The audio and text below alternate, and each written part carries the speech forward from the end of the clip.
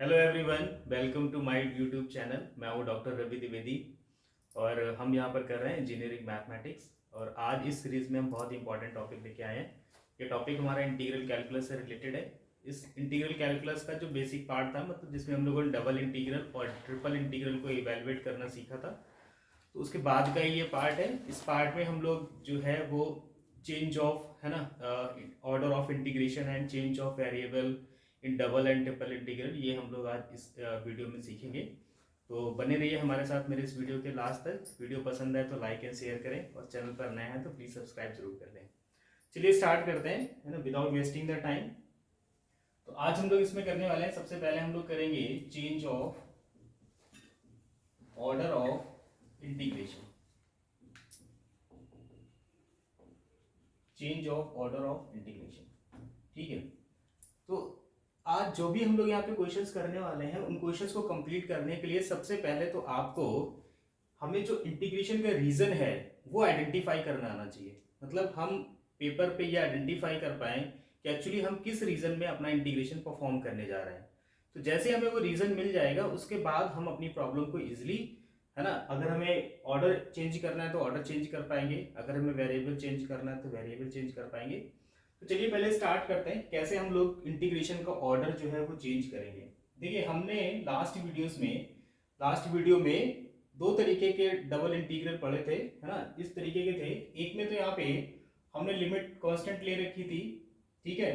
And दूसरे में हमने यहाँ पे इस तरीके से दो फंक्शन ले रखे थे कि it is x is equal to g1/2, यहाँ पे g2y, ठीक है। ये इन टर्म्स ऑफ y होगा हमारी लिमिट, या फिर g2y होगी। और ये यहाँ पे होगा fxy d, यहाँ पे हमारा इन टर्म्स ऑफ y तो dx dy हो गया, ठीक। सेकंड हम लोगों ने इंटीग्रल ले रखा था c टू d, और यहाँ पे इन टर्म्स ऑफ x था, तो ये हमारा हो जाएगा h1x, ये हमारी y की वैल्यू है, h1x टू h2x, ठीक है। तो इस तरीके से यहाँ पे भी हमारा fxy था, एंड नाउ इस टाइम बार ये हमारा हो जाएगा dy/dx, ठीक है। तो change of order of integration हमें इसलिए भी पढ़ना जरूरी है बिकॉज कभी कभी ऐसा होता है कि अगर मान लीजिए हमारा ये एक फॉर्म गिवन है हमें, और इस फॉर्म में हमने क्या किया, इंटीग्रेशन इवेलुएट करना है, बट क्या है कि इसका इंटीग्रेशन इवेलुएट करना थोड़ा सा कॉम्प्लिकेट बन रहा है, या इजिली हम इसको ऑब्टेन नहीं कर पा रहे हैं, तो हम क्या करते हैं, इंटीग्रेशन का ऑर्डर चेंज कर लेते हैं, ठीक है। अब ऑर्डर चेंज करने का मतलब ये नहीं होता है कि हमने डायरेक्टली यहाँ पे एक्स पहले dx के रिस्पेक्ट में कर रहे थे तो हमने dy के रिस्पेक्ट में करने लगे, ऐसा कुछ नहीं है। हम पहले रीजन उसका प्लॉट करेंगे और रीजन के हिसाब से हम उसका ऑर्डर जो है वो चेंज करेंगे। तो यहाँ पे change of order of integration इसलिए ही इंपॉर्टेंट है बिकॉज कभी कभी इंटीग्रेशन ये इसको इवेलुएट करना पॉसिबल नहीं होता है, तो हम इसको ऑर्डर चेंज कर लेते हैं और फिर हम इजिली इंटीग्रेशन को इवेलुएट कर लेते हैं, ठीक है। तो इसमें कुछ हम लोग स्टेप जो है वो हम लोग फॉलो करेंगे। हम लोग क्या करेंगे, plot the region of integration, ठीक है। प्लॉट हम सबसे पहले क्या कर लेंगे, जो भी हमारा इंटीग्रेशन का रीजन है उसको प्लॉट कर लेंगे। इंटीग्रेशन का रीजन प्लॉट करने के बाद हम क्या करेंगे, अगर हमारी x की लिमिट कांस्टेंट है, x कांस्टेंट है ना, x की लिमिट अगर हमारी कांस्टेंट है तो इसको हम लोग चेंज कर देंगे with the limits of y। इसमें लिखने की ऐसी जरूरत नहीं है ना। अगर x की लिमिट हमें इन टर्म्स ऑफ कांस्टेंट दी गई है तो हम क्या करेंगे, नेक्स्ट फॉर्म ले लेंगे, मतलब y की जो लिमिट होगी वो हम कांस्टेंट ले लेंगे। और अगर यहाँ पे हमारी variable limit in terms of y given है तो हम variable limit in terms of x ले लेंगे, ठीक है। बेसिकली ये टू फॉर्म्स है इंटीग्रेशन के, हमें अगर एक फॉर्म में गिवन है तो हमें दूसरे फॉर्म में कन्वर्ट करना है, ठीक है। ज्यादा थ्योरी पे टाइम वेस्ट नहीं कर रहे हैं, डायरेक्ट कुछ क्वेश्चंस करके देखते हैं ताकि इजिली कॉन्सेप्ट समझ में आए हमें।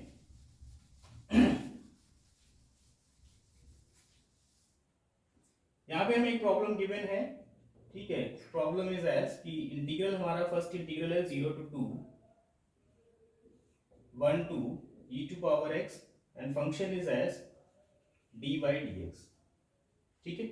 ये हमें इंटीग्रेशन गिवन है और यहाँ पे हमें स्पेशली बोला गया है change the order of integration and then solve the limit, ठीक।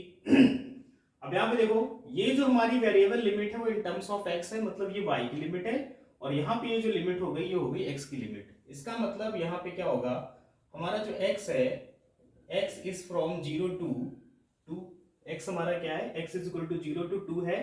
इसका मतलब x की दो इक्वेशंस हैं, एक x इज इक्वल टू 0 है एंड दूसरी x इज इक्वल टू 2 है। ठीक है, y की जो हमें लिमिट गिवन है, y हमारा 1 to e to power x है, मतलब y हमारा जो होगा वेरी करेगा 1 से लेकर के y is equal to e to power x तक। ठीक है, हमारे पास ये इंफॉर्मेशन है, x 0 लाइन है, x 2 लाइन है, x1 y is equal to 1 की एक लाइन है और y is equal to e to power x एक कर्व है हमारे पास। तो हम इनको जरा प्लॉट कर लेते हैं, यहाँ पे सारी लिमिट्स को हम लोग प्लॉट कर लेंगे। यहाँ पे change of order of integration का मतलब ही यही है कि चेंज द, है ना, लिमिट का ऑर्डर जो है वो हमें चेंज कर लेना है। ठीक है, तो यहाँ पे देख लेते हैं x इज इक्वल टू 0, तो मतलब ये y एक्सिस हो गया। ठीक है, x इज इक्वल टू 2, अगर हमारा ये पॉइंट 1 है और ये 2 है, तो x इज इक्वल टू 2 वाली लाइन ये वाली होगी हमारी। इसके बाद y इज इक्वल टू 1, अगर यहाँ पे मान लेते हैं हमारा 1 है, तो ये y इज इक्वल टू 1 वाली लाइन हो गई। ठीक है, एंड इसके बाद है y is equal to e to power x। y2 is equal to e to power x का जो कर्व होता है कुछ इस तरीके से जाता है। ठीक है, तो ये जो भी लिमिट्स हमें गिवन थी उन सारी लिमिट्स को हमने क्या किया, ऑन बोर्ड या ऑन पेपर प्लॉट कर लेना है। प्लॉट कर लिया। अब हम देख लें हमें रीजन क्या मिल रहा है, हमें ये वाला रीजन मिल रहा है। ठीक है, हमको क्या मिल रहा है, ये वाला रीजन मिल रहा है। चलिए पॉइंट्स निकाल लेते हैं। अगर हम इस पॉइंट की बात करें तो यहाँ y इज इक्वल टू 1 है, x इज इक्वल टू 2 है, मतलब ये पॉइंट हो गया 2,1। पॉइंट क्या हो गया, 2,1। ठीक है, इसके बाद ये पॉइंट अगर हम बात करें तो दिस इज 0,1, और अगर इस पॉइंट की बात करें x इज इक्वल टू 2 है और ये कर्व है y is equal to e to power x का, so this point will be 2,e²। ये कर्व हमारा क्या हो जाएगा, 2,e²। अब चलिए यहाँ पे हम अपनी ऑर्डर ऑफ यहाँ पे लिमिट चेंज करते हैं। तो डबल इंटीग्रल हमारा हो गया। पहले लिमिट हमारी यहाँ पे जो गिवन है वो x की लिमिट गिवन है 0 to 2। ठीक है, यहाँ से हमें दिख भी रहा है x हमारा 0 से 2 तक वेरी कर रहा है, तो इसका हमें कांस्टेंट लिमिट लेनी है पहले y के लिए। ठीक है, तो अगर हम यहाँ पे बात करें तो ये जो y हमारा है, y यहाँ 1 से स्टार्ट हो रहा है और कहाँ तक जा रहा है, e² तक जा रहा है। y हमारा कहाँ से जा रहा है, 1 से लेकर के e² तक, तो 1 to e² हो गया, y की वैल्यू हो गई, है ना। यहाँ हम देख सकते हैं कि जो y हमारा है यहाँ से स्टार्ट हो रहा है 1 से, और इसकी मैक्सिमम लिमिट कहाँ मिल रही है, यहाँ मिल रही है जहाँ पे वैल्यू y क्या e² है, तो y की लिमिट हो गई 1 to e²। अब बात करते हैं x की, तो x की अगर हम बात करें, है ना, तो x के लिए हम लोग क्या कर सकते हैं कि अगर ये इस तरीके से हमारा दिख रहा है, ठीक है, ये इस तरीके से x हमारा यहां से लेकर यहां तक वेरी कर रहा है, ये स्ट्रिप हमें दिख रही है। ठीक है, इस वाले कर्व पे x की वैल्यू हमारी क्या होगी, ये कर्व हमारा y is equal to e to power x का है, तो यहां से अगर हम x की वैल्यू कैलकुलेट करेंगे तो ये आ जाएगी log e y। ठीक है, और यहां से लेके कहां तक जा रहा है, x इज इक्वल टू 2 तक, है ना, x की वैल्यू हमारी log e y 2 तक जा रही, तो x हमारा क्या हो जाएगा log e y टू 2, और जो हमारा यहाँ पे इंटीग्रेंट होगा वो एज इट इज लिखा जाएगा। ठीक है, क्या समझ में आया हमें, जो भी लिमिट्स हमें गिवन है उनको हमें प्लॉट कर लेना है। ठीक है, अब हमें लिमिट्स को चेंज करना है। अगर हमारी x की लिमिट कांस्टेंट है तो हम y की लिमिट कांस्टेंट ले लेंगे। ठीक है, तो y देख लेते हैं, यहाँ पे 1 से स्टार्ट हो रहा है रीजन हमारा और यहाँ तक जा रहा है, मतलब e² तक जा रहा है, हमने y की लिमिट लिख ली। अब x की जो लिमिट होगी वो हम कर्व के फॉर्म में लेंगे, मतलब यहाँ पे जो जिस कर्व से जिस कर्व तक होगी, तो यहाँ पे हमने स्ट्रिप ड्रॉ की x के लिए, तो ये हमारा इस कर्व से लेकर के इस लाइन तक जा रही, तो x की वैल्यू हमारी क्या हो गई, यहाँ पे x की वैल्यू हमारी हो गई log y टू 2। ठीक है, अब यहाँ पे क्या है, टर्म्स पहले इसको x के रिस्पेक्ट में हम लोग इंटीग्रेट कर लेंगे, देन y के रिस्पेक्ट में इंटीग्रेट कर लेंगे, और फिर हम लोग क्या करेंगे, लिमिट अप्लाई कर देंगे, तो यहाँ से हमारा क्या हो जाएगा, आंसर आ जाएगा। ठीक है, इवेल्युएशन ऑफ डबल लिमिट जो है वो हम पिछले वीडियो में ऑलरेडी डिस्कस कर चुके हैं, तो अगर अभी तक वाला वीडियो नहीं देखा है तो जाकर वाला वीडियो जरूर देख लें, ताकि हमें ये इवेल्युएशन जो है वो इजिली कर पाए। ठीक है, एक नेक्स्ट क्वेश्चन देखते हैं हम लोग। यहाँ पे मैं सिर्फ कैसे हम change of order of integration करेंगे वो समझ रहे हैं। ठीक है, इवेल्युएशन वाला पार्ट जो है वो ऑलरेडी हम लास्ट वीडियो में डिस्कस कर चुके हैं।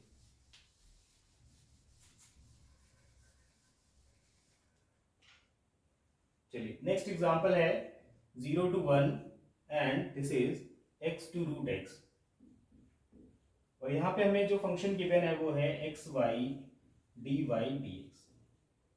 ठीक है, तो यहाँ पे अगर हम देखें तो ये जो हमारी फर्स्ट लिमिट है ये इन टर्म्स ऑफ x है, मतलब ये y की लिमिट है। ये लिमिट किसकी? y की।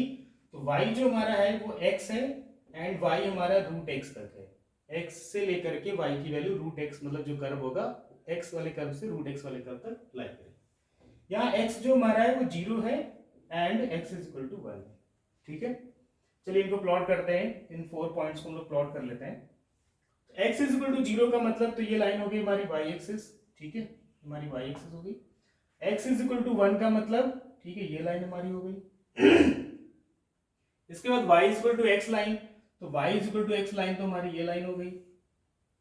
ठीक है, एंड इसके बाद हमारे पास y is equal to root x। y is equal to root x का मतलब है y square is equal to x।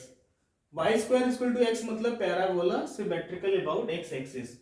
इस लाइन को थोड़ा हम और क्लियरली ड्रॉ करते हैं जरा। ये कुछ इस तरीके से जाएगी। ठीक है, और ये पैराबोला जो हमारा होगा कुछ इस तरीके से होगा। ठीक है, ये पैराबोला हमारा कुछ इस तरीके से होगा। तो हमको ये वाला रीजन मिल रहा है। कौन सा रीजन मिल रहा है हमको? ये वाला रीजन मिल रहा है। ठीक है, हमने y square equal to x draw कर दिया।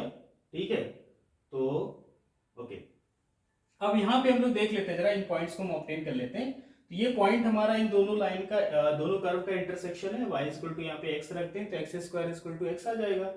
तो मतलब यहाँ से हमें जो वैल्यू मिल जाएगी वो मिल जाएगी, ये पॉइंट हमारा x की वैल्यू 1 हो जाएगी यहाँ पे और y इक्वल टू भी 1 हो जाएगा।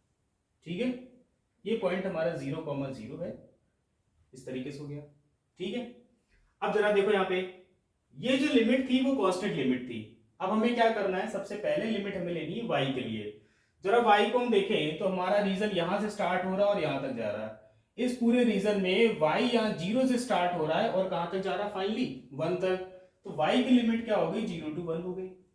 ठीक है, फिर बात करते हैं x की। तो x के लिए हम इस तरीके से स्ट्रिप ड्रॉ करेंगे, है ना। तो पहले जो हमें लोअर लिमिट मिलेगी x की वो यहां से मिलेगी और अपर लिमिट जो है वो इस कर्व से मिलेगी। तो ये वाला कर्व हमारा क्या है? यहाँ पे x की वैल्यू क्या है? y स्क्वायर है। तो लोअर लिमिट हमारी x की होगी y square and upper limit हमारी x की होगी y।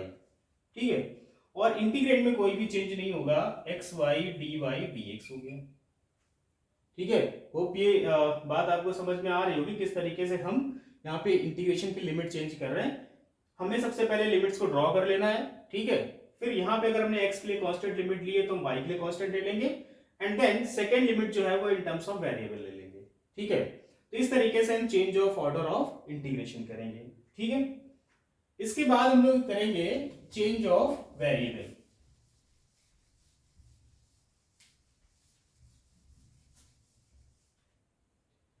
अब हम लोग देखने वाले हैं चेंज ऑफ वेरिएबल।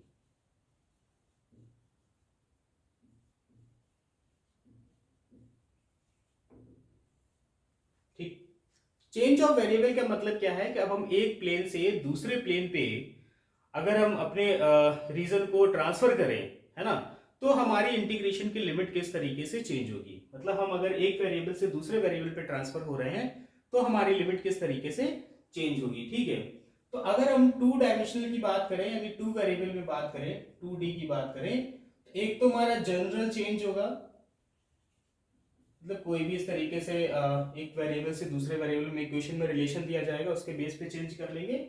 और दूसरा हमारा होगा यहाँ पे पोलर फॉर्म में, मतलब कार्टेशियन टू पोलर, इसको लिख सकते हैं कार्टेशियन टू पोलर।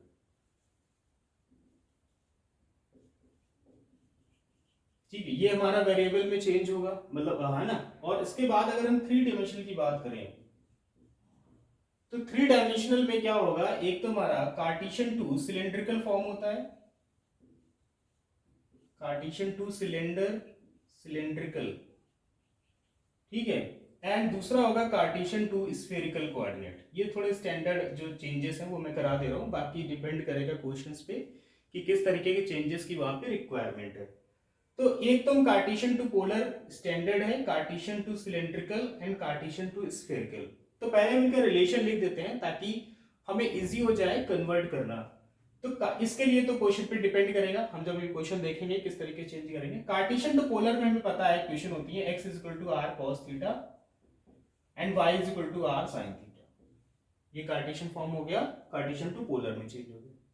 जब सिलेंड्रिकल की फॉर्म बात आती तो r is equal to sorry है ना, कार्टेशियन टू सिलेंडर होगा तो x is equal to r cos theta and y is equal to r sine theta and z is equal to z। z में कोई भी चेंजेस नहीं होते। जब स्फेरिकल की बात होगी है ना, तो x is equal to r cos theta और एंट्री से कॉस फाई है ना, ये होता है हमारा r cos theta and cos phi. x is equal to r sine theta cos phi. Okay, तो ये हो जाएगा हमारा r sine theta cos phi. y is equal to हमारा होता है r sine theta sine phi and z is equal to होता है आर कॉस थीटा। ठीक है, तो ये कुछ स्टैंडर्ड कन्वर्जन है जिनको हम लोग एक वेरिएबल से दूसरे वेरिएबल में चेंज करेंगे और इनकी प्रॉब्लम्स को देखेंगे। तो एक तो ये बात हो गई कि हमने x को r थीटा में चेंज किया, y को भी r थीटा में चेंज कर लिया। अब अगर याद हो जब हम लोग इंटीग्रेशन करते थे, सब्स्टिट्यूशन मेथड यूज करते थे, हमने वहां पे x को कुछ भी अगर लेट किया हुआ है तो हम क्या करते थे, dx की वैल्यू भी रखते थे। अब प्रॉब्लम यहाँ पे ये है कि अगर हम 2 डायमेंशनल में जा रहे हैं तो हमारे पास dx dy है, ठीक है, और dx dy को हमें क्या करना है, हमने किस में चेंज कर लिया, r थीटा में, तो dr और d थीटा के फॉर्म में लिखना है हमें इसको। ठीक है, बट अब ये कैसे लिखेंगे, ठीक है, तो इसको लिखने के लिए हम लोगों ने जो जैकोबियन वाला रूल पढ़ा हुआ है, ठीक है, उसका यूज करेंगे। तो अगर हमें x y को r थीटा में कन्वर्ट करना है तो हम लिखेंगे Jacobian of x comma y upon r comma theta into dr d theta. ठीक है, ये जैकोबियन कैसे कैलकुलेट करना है इसके लिए मैंने एक पर्टिकुलर वीडियो ऑलरेडी अपलोड किया हुआ है, प्लेलिस्ट में जाकर जैकोबियन ऑफ है ना फंक्शंस का जैकोबियन कैसे कैलकुलेट करते हैं वहां पे जाके वीडियो देख सकते हैं, ताकि जैकोबियन वाला कॉन्सेप्ट भी क्लियर हो जाए। तो अगर हमें dx dy को r थीटा में कन्वर्ट करना है तो हम क्या करेंगे, dx dy is equal to Jacobian of x y with respect to r theta into dr d theta लिख देंगे। ठीक है, सिमिलरली अगर हमको इसको 3 डायमेंशन में चेंज करना है, dx dy dz, सपोज हमें कार्टेशियन टू सिलेंडर चेंज करना है, तो सिलेंडर में x y r थीटा में कन्वर्ट होकर z हमारा एज इट इज रहता है, तो इसका बन जाएगा jacobian of x y z upon r theta z और into d r d theta d z. ठीक है, तो ये कुछ इंपॉर्टेंट कन्वर्जन है, इसी तरीके से हम स्फेरिकल के लिए भी लिख सकते हैं। ठीक, और ये वैल्यू कैलकुलेट करके जैसे हम सब्स्टिट्यूट करेंगे, हमारा जो इंटीग्रल था वो चेंज ऑफ वेरिएबल में उसका वेरिएबल चेंज हो जाएगा और हम उसको इवैल्यूएट कर लेंगे एज द प्रीवियस मेथड। ठीक है, चलिए इनकी प्रॉब्लम्स करते हैं हम लोग, किस तरीके से इनकी प्रॉब्लम को हम लोग डील करेंगे। तो सबसे पहले एक जनरल चेंज में हम क्वेश्चन देखते हैं कि जनरल चेंज अगर होता है तो हम किस तरीके से इसको इवैल्यूएट करेंगे।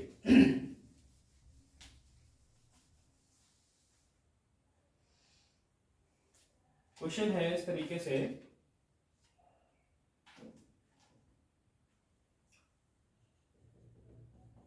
Double integral over r and it is given as x plus y whole square dx dy। ठीक है, अब हमें इस डबल इंटीग्रल को इवैल्यूएट करना ओवर द रीजन r। ठीक है, r इज बाउंडेड बाय है ना, r जो रीजन है it is given by x plus y is equal to 0, x plus y is equal to 3। ठीक है, 3x minus 2y is equal to 0 and 3x minus 2y is equal to 3। इसको evaluate करना है। अब अगर इसमें हम क्या करें, अगर चेंज ऑफ वेरिएबल वाला कॉन्सेप्ट अप्लाई कर लें तो ये क्वेश्चन हमारा बहुत इजी होने वाला है। ठीक है, कैसे, देखो यहाँ पे हम लोग क्या कर लें, लेट कर लेते हैं हम लोग x plus y is equal to u. ठीक है, and 3x minus 2y is equal to v। ठीक है, x प्लस वाई को हमने u लेट कर लिया, 3x माइनस 2y को v लेट कर लिया। तो ये हमारा क्या है, x प्लस वाई 0 से 3 तक है, तो इसका मतलब u की जो लिमिट होगी वो 0 to 3 होगी। 3x माइनस 2y हमारा 0 to 3 है, तो इसकी लिमिट भी 0 to 3 होगी। तो अगर हम इस इंटीग्रल को लिखें हम u और v के टर्म्स में, तो 0 to 3 and x plus y हमारा क्या है u, तो u स्क्वायर हो गया। अब प्रॉब्लम कहाँ पे है, dx dy निकालने की। तो dx dy के लिए हमने क्या बताया था, जैकोबियन ऑफ है ना x y with respect to u v into क्या आ जाएगा डी यू डी वी। ठीक, जैकोबियन कैसे कैलकुलेट करेंगे, हम यहाँ पे Jacobian of x y upon u v अगर हमें लिखना है तो ये हमारा होता है del x upon del u del x upon del v, ठीक है। और यहाँ पे अभी एक प्रॉब्लम ये आएगी कि एक्चुअली हम एक्स वाई को यू वी के रिस्पेक्ट में कैलकुलेट नहीं कर पाएंगे, तो हम लोग क्या करेंगे, यू वी को निकाल लेते हैं, u v upon x y को। तो यहां से क्या हो जाएगा, ये हो जाएगा हमारा u x u y v x and v y. U x का मतलब है यू को पार्शियली डिफरेंशिएट करना है विद रिस्पेक्ट टू एक्स, ये 1 हो जाएगा, वाई के लिए करेंगे 1 हो जाएगा, वी को एक्स के लिए करेंगे 3 हो जाएगा, वाई के लिए करेंगे -2 हो जाएगा। इसको इसका डिटरमिनेंट कैलकुलेट कर लेते हैं, -2 -3 हो गया -5, ठीक है। अब प्रॉपर्टी ये होती है कि अगर j of u v over x y is -5 तो Jacobian of x y upon u v ये इक्वल होता है 1 upon Jacobian of u v upon x y, ठीक। तो बेसिकली क्या हो जाएगा -1/5, ठीक है। तो इसकी वैल्यू आ गई -1/5, ये हो गया -1/5 0 to 3 u square D U T V, ठीक है। अब इसको इवेल्युएट करना बहुत इजी है ना। जिस तरीके से डबल इंटीग्रल इवेल्युएट कर रहे थे, पहले वाई यू को कर लेते हैं इंटीग्रेट, देन हम लोग वी के लिए कर लेंगे, ठीक है। इस तरीके से हम क्या करते हैं, change of variable, general change था कि कोई इक्वेशन अगर दी गई हो इस तरीके से और हम इसमें यहाँ पे लेट करके चेंज कर लें तो हमारे लिए बहुत ही इजी हो जाता है, ठीक है। चलिए हम लोग स्टैंडर्ड जो रिजल्ट है उनका यूज कर लेते हैं, ठीक है, और देखते हैं किस तरीके से वैल्यूज आ रही, मतलब Cartesian to polar, Cartesian to cylindrical and Cartesian to spherical,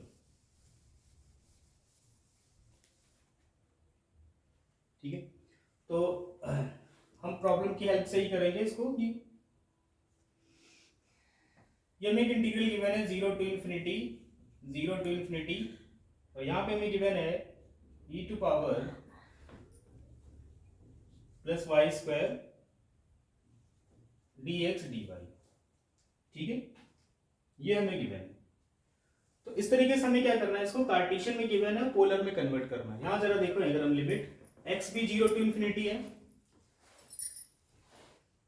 ये अगर हमारा x है, ये हमारा y है, ठीक है। x भी हमारा क्या है 0 to infinity है, y भी 0 to infinity है, मतलब हमें ये पूरा रीजन चाहिए, ठीक है।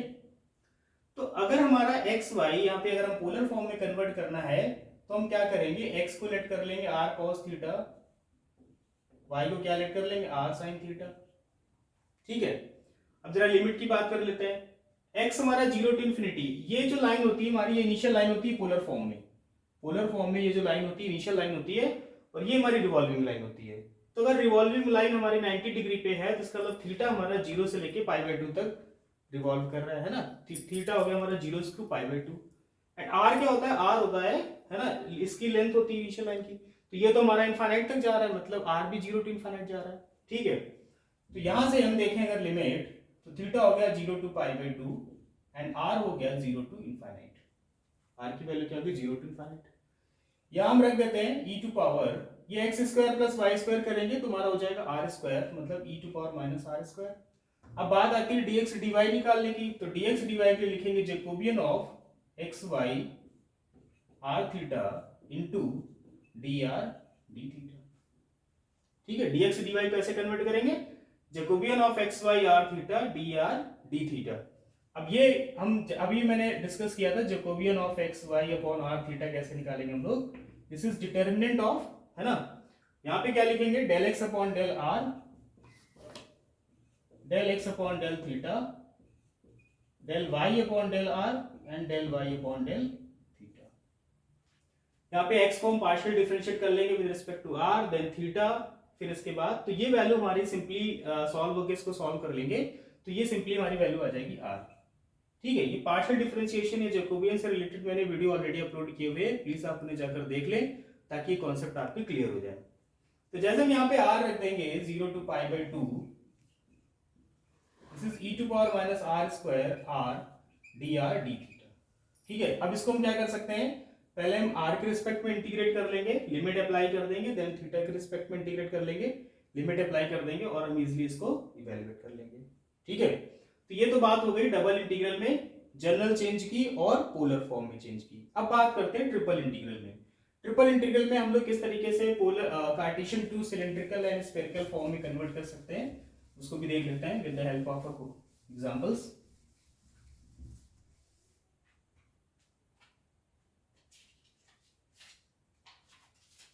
क्वेश्चन हमें गिवन है, ट्रिपल इंटीग्रल है, ओवर द रीजन बी है, एंड यहाँ पे गिवन है हमें x square plus y square plus z square into d x d y d z. ठीक है, और हम बोला है जो हमारा रीजन है this is bounded by 0 less or equal to z less or equal to x square plus y square less or equal to 1। ठीक है, इस तरीके से गिवन है। ठीक है, तो हमें क्या करना है, इसको सिलेंड्रिकल फॉर्म में कन्वर्ट करना है। तो सिलेंड्रिकल फॉर्म का हमें पता है कि x इज इक्वल टू होता है r cos थीटा, y इज इक्वल टू होता है r sin थीटा। ठीक है, अब यहां से अगर हम x square plus y square की वैल्यू निकालेंगे तो ये आएगी r स्क्वायर, और x square plus y square जो है वो 0 से 1 के बीच में लाई कर रहा है। ठीक है, 0 से ग्रेटर एंड 1 से, तो यहाँ पे r जो होगा वो 0 से 1 पे लाई करने लगेगा। r की वैल्यू क्या हो जाएगी, 0 से 1 हो जाएगा। ठीक है, z हमारा ऑलरेडी 0 to 1 हमको गिवन है, तो यहाँ पे जब हम इसकी लिमिट हम लोग लिखेंगे तो 0 to 1 हो गई, r भी हमारा क्या हो गया 0 to 1 हो गया। अब यहाँ पे क्या बोल रहे हैं, थीटा की बात करते हैं। तो थीटा के लिए हमें कोई भी बाउंडेशन नहीं दी गई है कि हमें किस क्वाड्रेंट में लेना है, किस ऑक्टेंट में लेना है। तो थीटा हम ले लेते हैं 0 to 2 पाई। ठीक है, अब यहाँ पे ये वैल्यूज रख देते हैं, x इज इक्वल टू क्या है r cos थीटा, y is equal to r sin theta, इसकी वैल्यू होगी r square plus z square. अब इसकी बात आती है dx dy dz की, तो इसके लिए हम लोग लिखेंगे Jacobian of x y z upon r theta z and into dr d theta dz। ठीक है, Jacobian of x y z upon r theta z। इसको कैसे हम लोग इवेल्युएट करेंगे, इसको हम लोग इवेल्युएट करेंगे बाय द डिटर्मिनेंट। पहले हम लोग लिखेंगे del x upon del r, del x upon del theta and del x upon del z.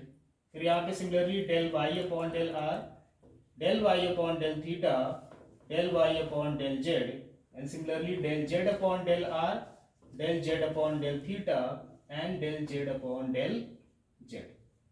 ठीक है, अब x हमारा जो है in terms of r and theta है, z से तो फ्री है, तो ये 0 ये 0 और ये हो गया 1, क्योंकि z इज इक्वल टू यहाँ पे क्या होता है z होता है। इस फॉर्म में z इज इक्वल टू क्या होता है z होता है। तो इस तरीके से सारे पार्शियल डेरिवेटिव यहाँ से निकाल के यहाँ पे रख देंगे, जो वैल्यू आएगी वो जैकोबियन की वैल्यू हो जाएगी, वो यहाँ पे रख देंगे। फिर इसको क्या करेंगे, जो कांस्टेंट होगा बाहर आ जाएगा, हम इसको 1 by 1 करके कर लेंगे इसको इंटीग्रेट। जैसे पहले यहाँ dr है तो हम dr के रिस्पेक्ट में कर लेंगे, लिमिट 0 to 1 अप्लाई कर देंगे। तो लिमिट भी एक काम करते हैं, इस ऑर्डर में ही लिख लेते हैं जैसे कि हमारा यहाँ पे इंटीग्रेशन दिया है। ठीक है, तो इस तरीके से हमने क्या कर लेंगे, यहाँ पे r थीटा और z के लिए रिस्पेक्ट में इंटीग्रेट करेंगे, लिमिट अप्लाई करेंगे, तो हमारे इंटीग्रल की वैल्यू जो है वो ऑब्टेन हो जाएगी। ठीक है, सिमिलरली इसी तरीके से अगर हमें स्फेरिकल क्वाड्रेंट में क्वेश्चन आता है तो उसको भी हम लोग r है ना x इज इक्वल टू हम लोग लिखेंगे r sin theta cos phi, y r sin theta sin phi, और इसके अलावा हमारा z हो जाएगा r cos थीटा। ठीक है, तो ये सारी वैल्यूज रख के हम जैकोबियन निकाल के triple integral Cartesian to spherical coordinate में कन्वर्ट करके भी कर सकते हैं। ओके, तो होप ये वीडियो आपकी हेल्प करेगा in evaluating the double and triple integral with the change of order and change of variable. Okay, so please like and share the video and subscribe the channel. Thank you.